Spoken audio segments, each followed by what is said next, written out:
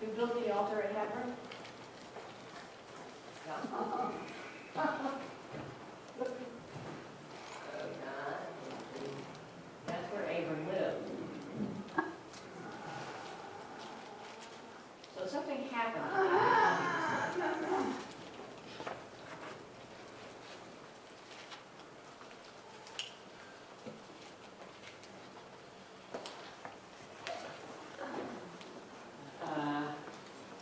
Four kings against the five kings.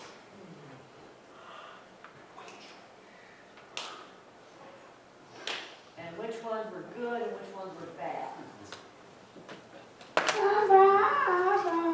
Trick question. Both sides are bad. They're both bad.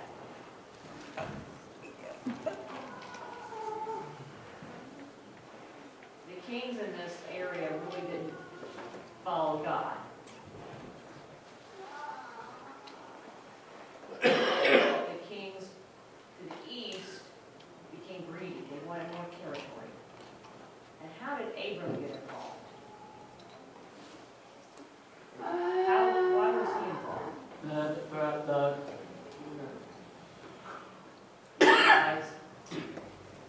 brother, or his nephew, Lot.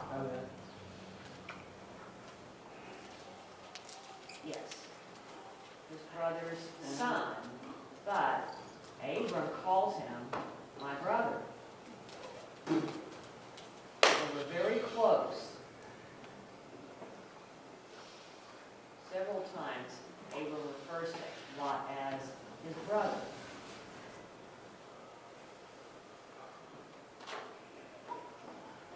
So, 4 kings versus 5.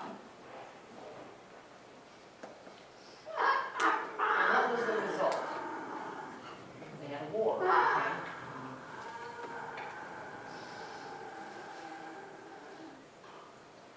Probably. So did they speak the same language? Maybe. Maybe not. Maybe there was enough different, well, you have to figure it out. There's not enough evidence to figure it out.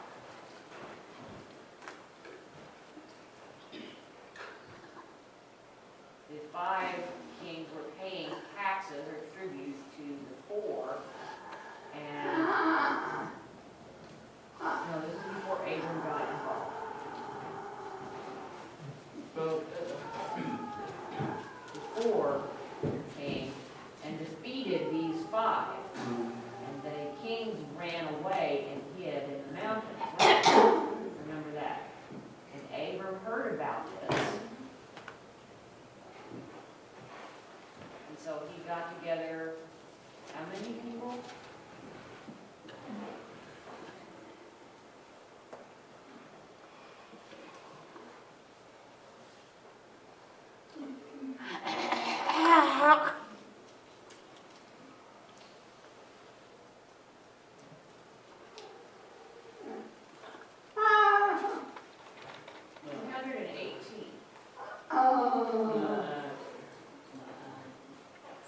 With Abram, including some others who lived in the area of Hebron. So Abram chose these 318 of his own men, plus there were other groups of men from that area who were allies. They had treaties or peace agreements with Abram, one of which was called Eshcol. And so they were trading partners and they were allies. And so they got together, and what was the result? They went looking for Lot, and Abram and his group defeated him.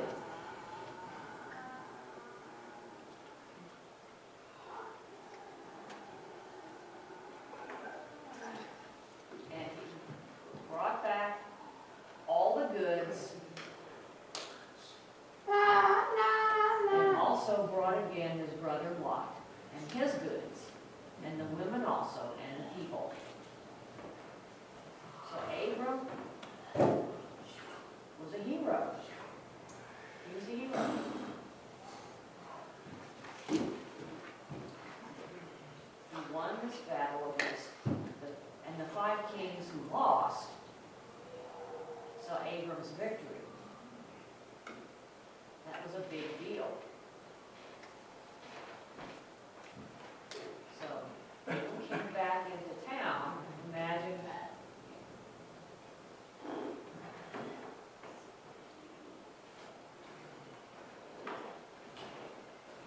And the king of Sodom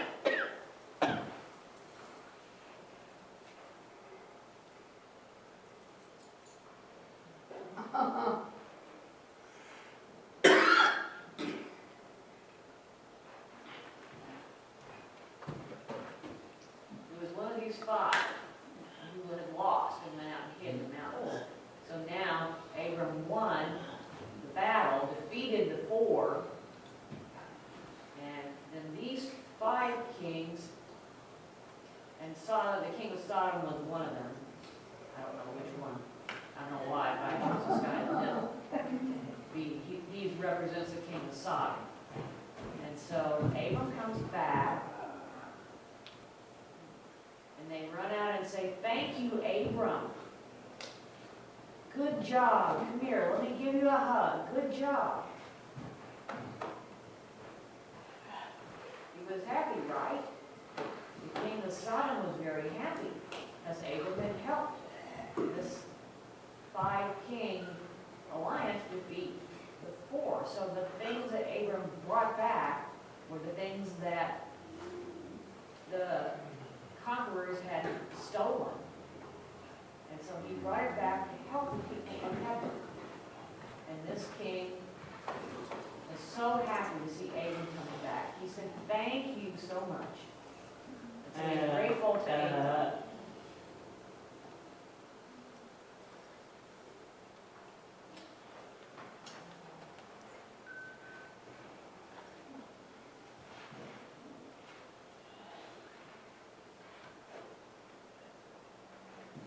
And so they embraced and celebrated, and then another king showed up as well. And who was this other king who showed up?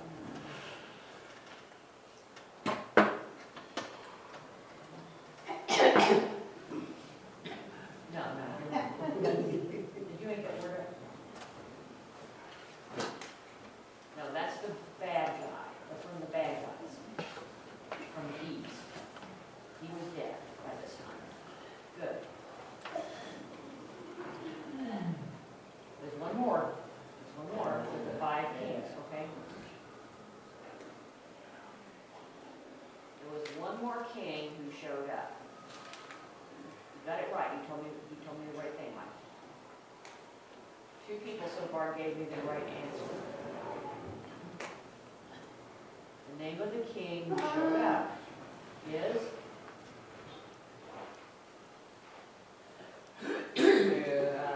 Melchizedek. And who is he? King of Salem. Jerusalem. So that area, again, we use the word king, but really it's more of a chieftain. The chief of their tribe or clan was called a king, but wasn't really like you can imagine a king being a regal robe. Not that type of king. So Melchizedek showed up. He was king of Salem. And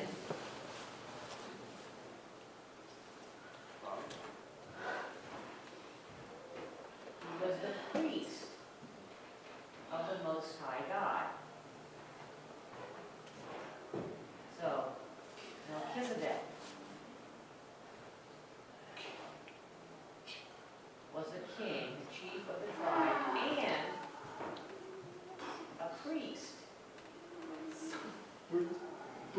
you sign free?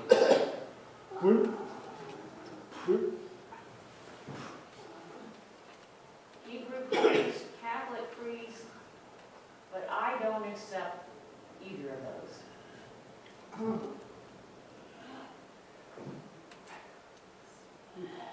No, not a Pharisee, no. I just recently decided this isn't the right sign. Why don't I accept this sign priest in this case? Because this type of priest is what? A Jewish priest. He has a specific breastplate on, and that's where the sign comes from. The Jewish priest. Now, is Melchizedek Jewish? No. How do you know he's not Jewish?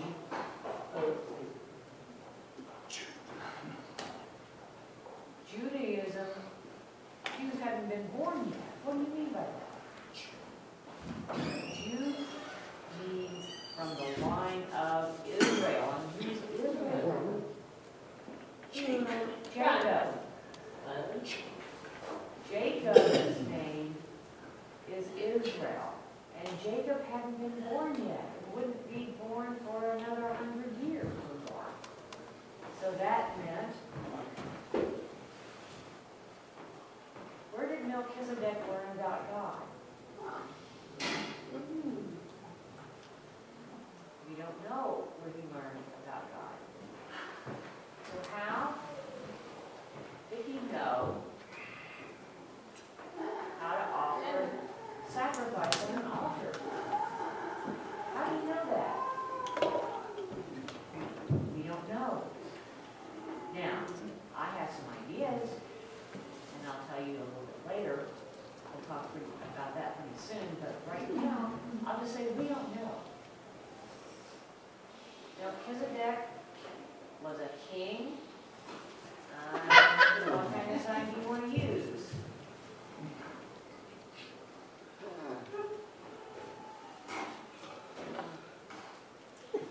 Something like that, maybe? No.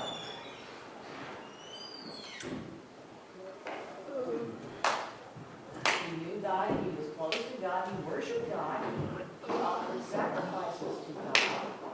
So he was a good man and holy and righteous, a holy and righteous man.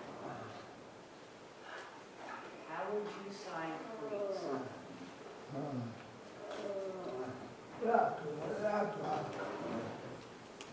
A worshiper, a servant? Would you sign it like that? You understand? That's the point. He had a relationship with God. He was godly. Now, I'm going to sign his name. I'm tired of spelling out. I'm going to sign him Mel, okay? Mel showed up, and he brought what? Bread and wine. And he presented it to those who had been working so hard, and they ate the bread and the wine and thanked him. So then Melchizedek said what? Blessing on you, Abram.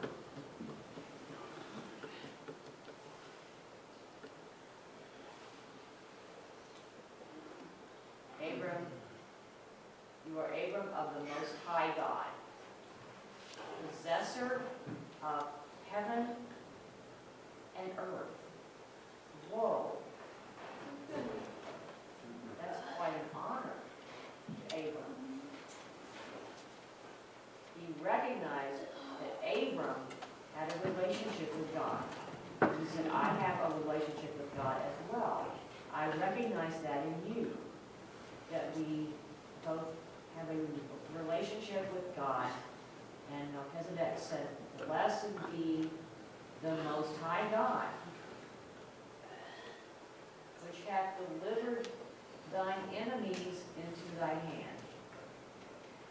Now, and he gave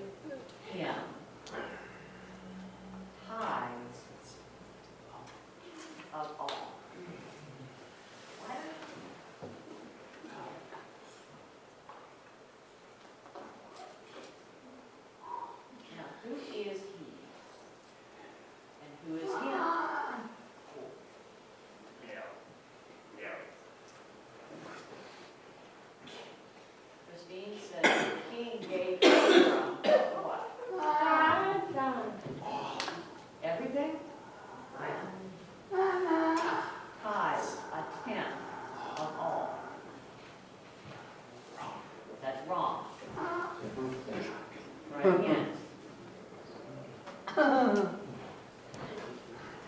Tom says, Abram gave who? Melchizedek. What? Tithes of all. Do you agree with that? Yes.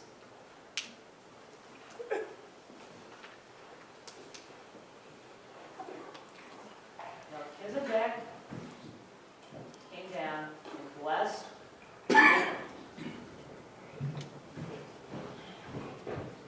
Abram, was very moved by Melchizedek's blessing, and he recognized that Melchizedek was a spiritual leader. And so he gave him a tithe of everything that he had. Did Abraham have a lot of stuff? A lot of stuff. Abraham had a lot of stuff.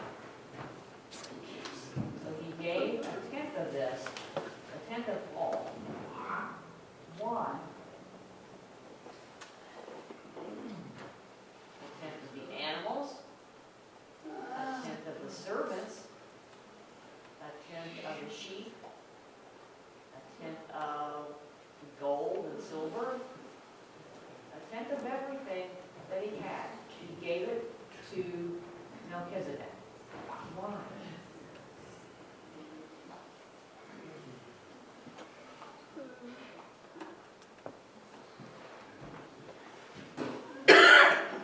Melchizedek had blessed him. You're blessing me. Thank you for your blessing. I respect you as well. Melchizedek had respected and blessed Abram, and Abram was grateful for that blessing. So, you say, well, Mark, that's a few things. No, that is the first time in history. That's a small thing, but this is the first time in history that we see a tithe. First time in history. Now, before then, yeah. No, it was later. This was in Egypt. That was later. This is the first time that someone has given a tithe. We see this word tithe.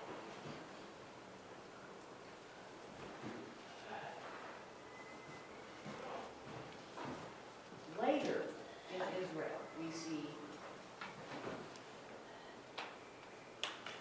Melchizedek used in worship. That people brought tithes for the priests.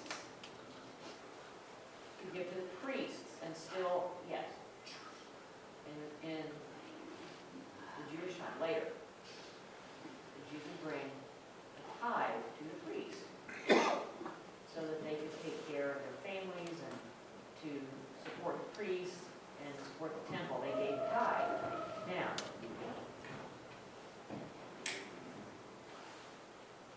why are we making a big deal about this guy Melchizedek?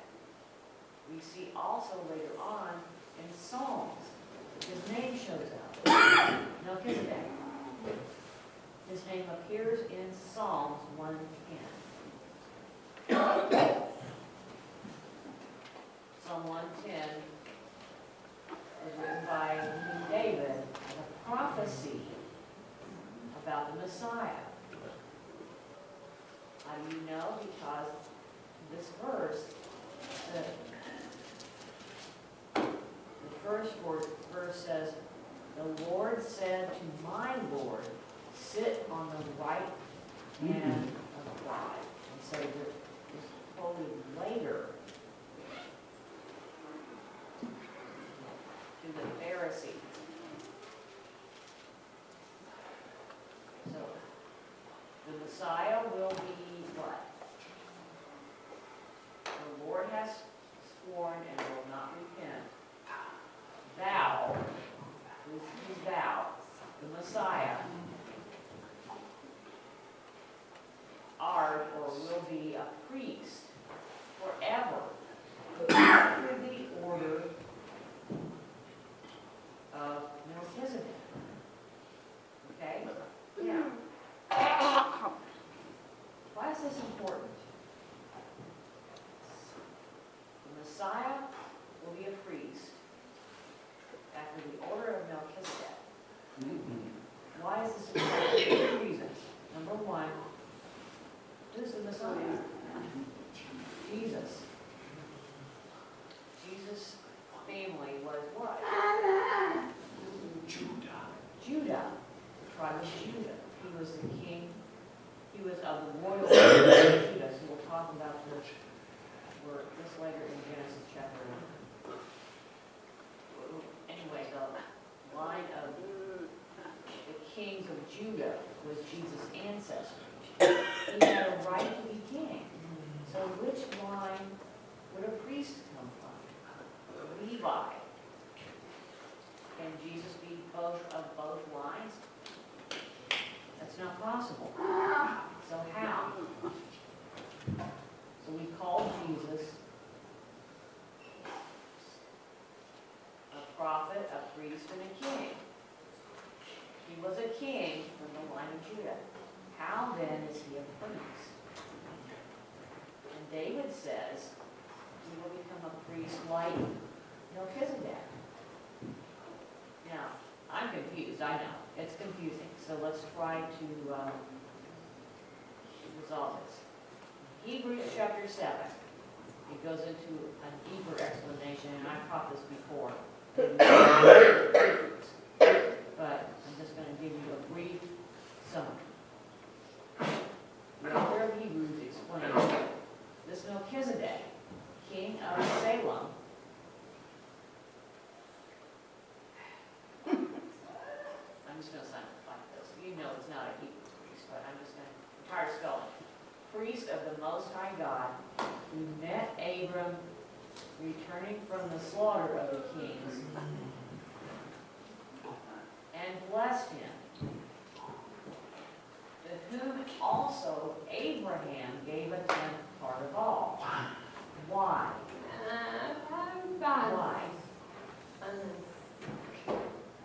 He gave Melchizedek king of righteousness. So how is Melchizedek the king of righteousness? How can that be? That's his name. It's what it means. His name means king of righteousness.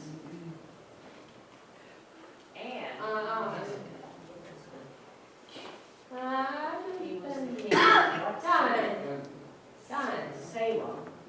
And that word, Salem, means what? Peace. So, not only is Melchizedek the king of righteousness, he's also Melchizedek is also the king of peace. Wow. So this Melchizedek is a very important person.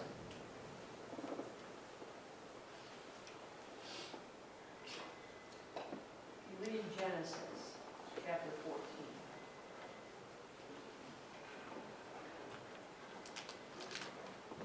Here's Melchizedek's father.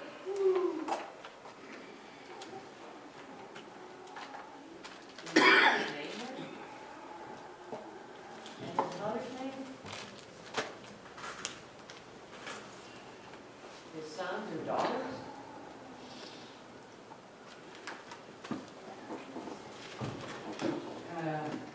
His birthday?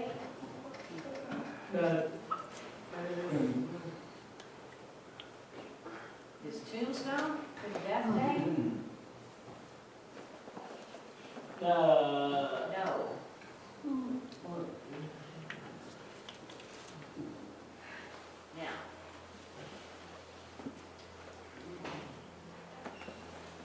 we're talking about that. No.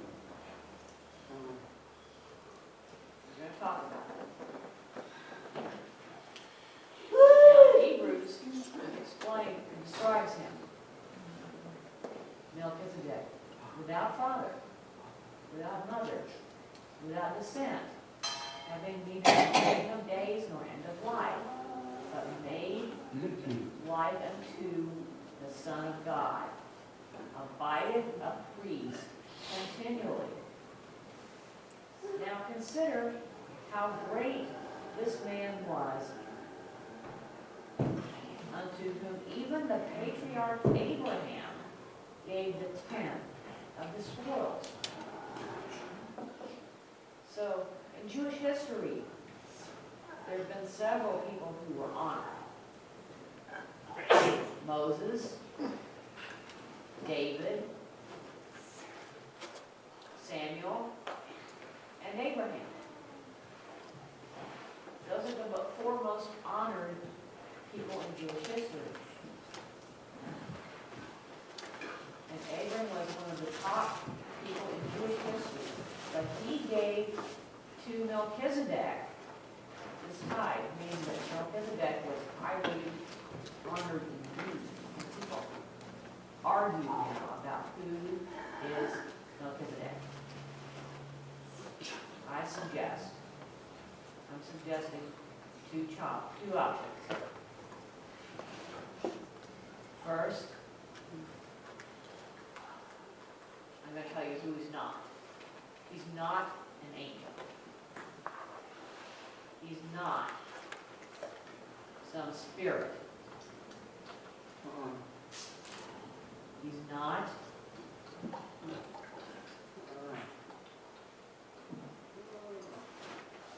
either of those. In my opinion, I have two options.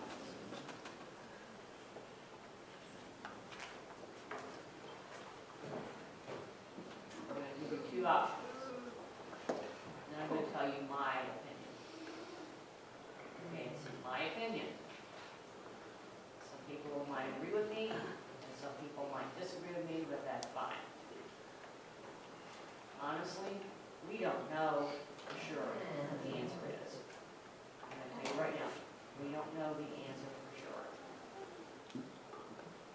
But I have two options. First, Melchizedek is Jesus who came down, and Abram gave him respect, and he left and went back to heaven.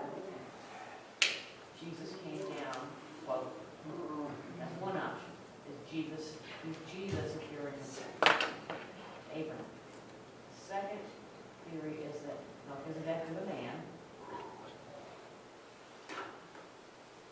who is a type of the Christ. Now what does that mean? A type. An example. An example. Christ.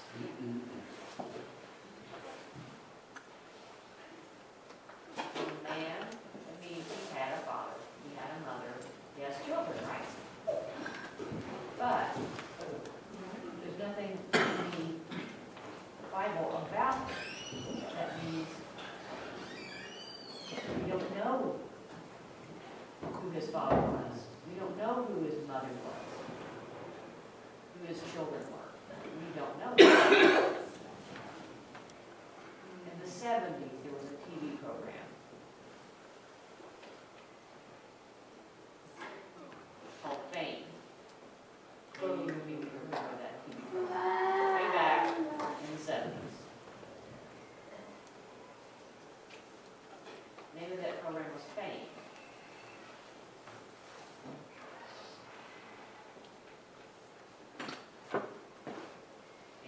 Subtitle was, I'm going to live forever. What's the point? Some people we know from history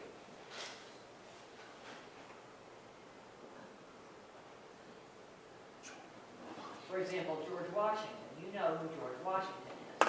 You know that name, George Washington. Was George Washington's wife's name? What was his son's name? I said, what kin? you know a lot about it. Did you know that George Washington had no children? But now, the point is, well, there are two options. And some people think Melchizedek is Jesus come to earth. But some people say, no, he's not Jesus. He's a man, but he's giving an example for the future of what Jesus, the role that Jesus will fulfill. So there are two options here, but maybe we don't know which one might be right or wrong. Look at the Hall of Fame.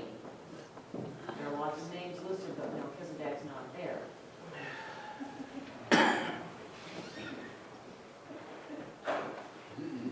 Now, my opinion is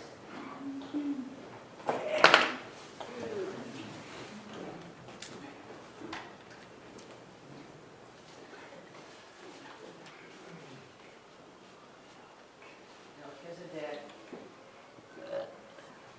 is very studied. Melchizedek was king of Salem. How long was he king? We don't know. We don't know. It's not recorded. Starship, we don't know.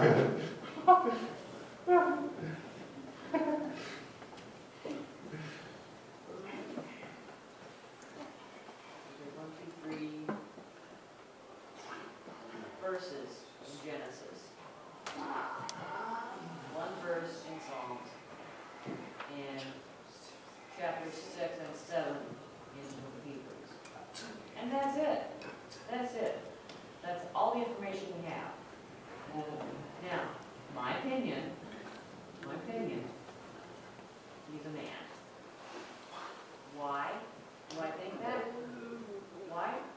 Because of Hebrews chapter 7.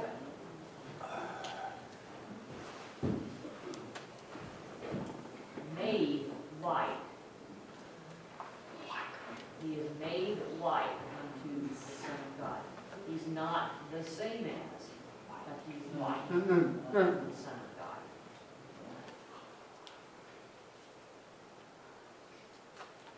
I choose that option. He's a type of Christ. He's not Christ, but I used to think that he was Christ. Now I've changed my mind. I don't know which is right. I'm not 100% sure.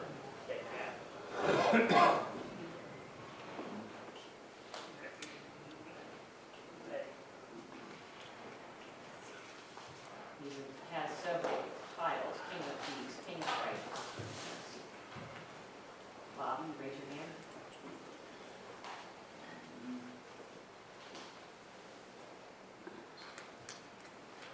Right.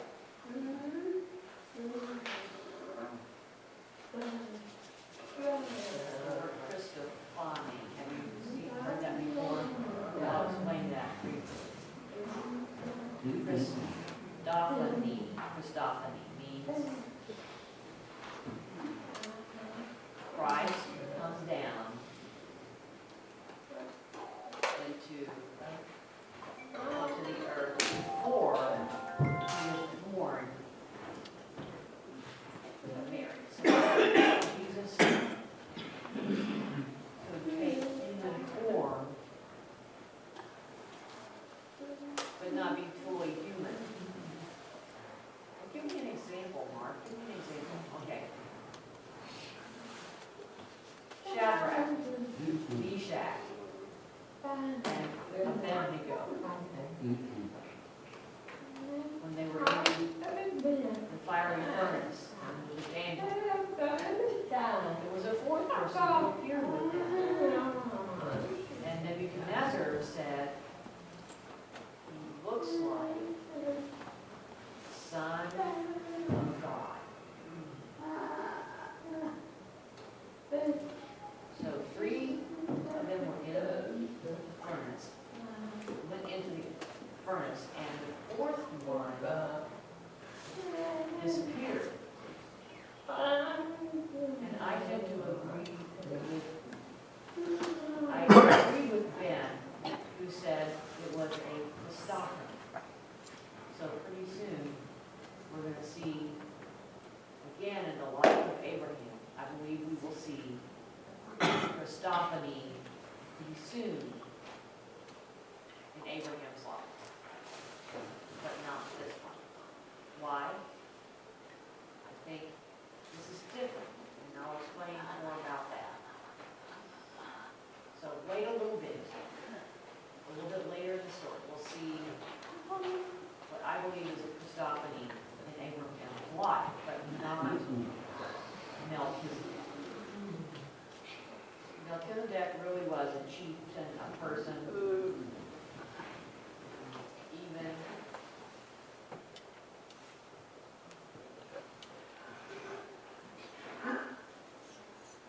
is described as a person. There's no hint that he isn't actually a human until Hebrews gives us this idea that if you read in Genesis, he seems like a real person. That's the reason why I said he's a man, because there's no hint that he is Jesus, but he is a picture, a type of Christ. The bread and wine, where do they come from?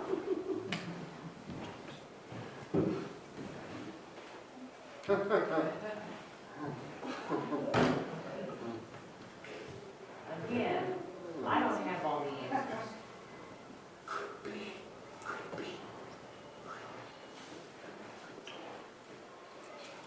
I told you this is just my opinion.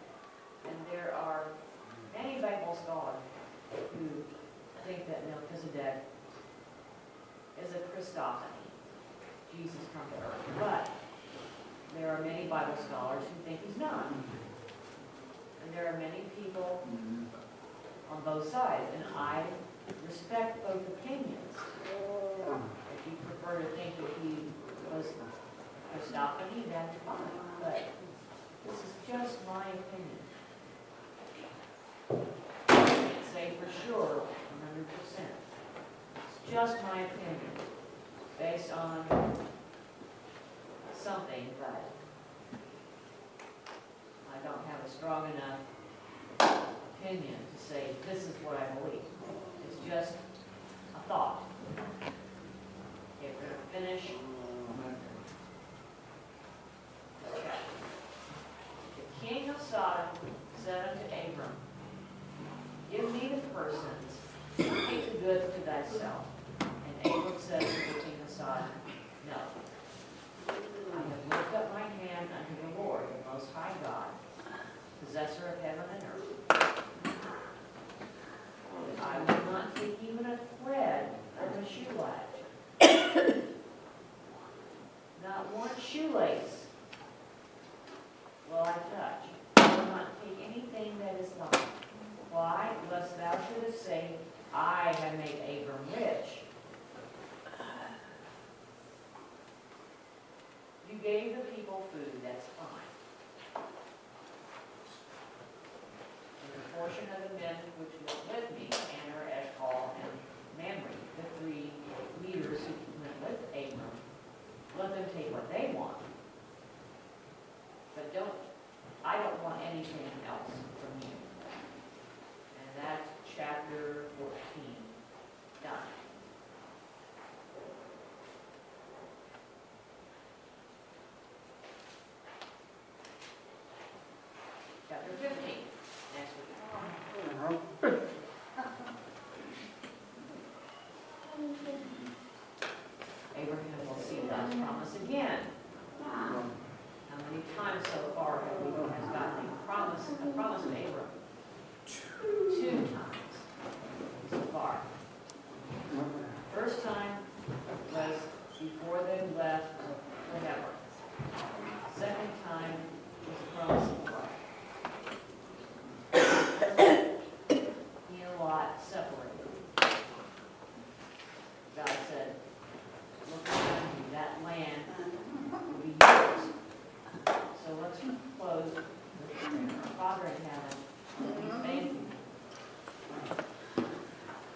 Melchizedek.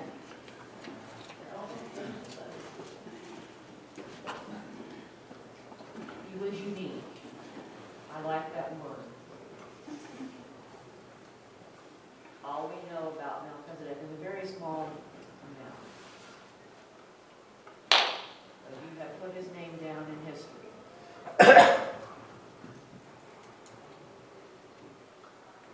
Who is he? Is he Jesus come to earth? We don't know. But we thank you for that story. How he showed respect to Abram. And Abram invented the concept of the tithe. I believe we still need to give a tithe out of respect for you. Lord, I pray for the people who have seen the story of Abram, that he is a man after God's own heart.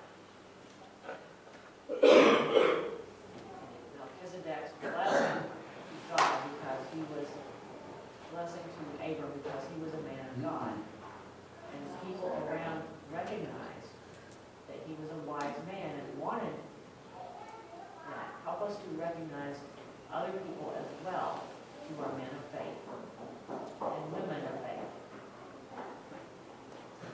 God, help us to stand strong like Abram, not like Lot. Bless us today.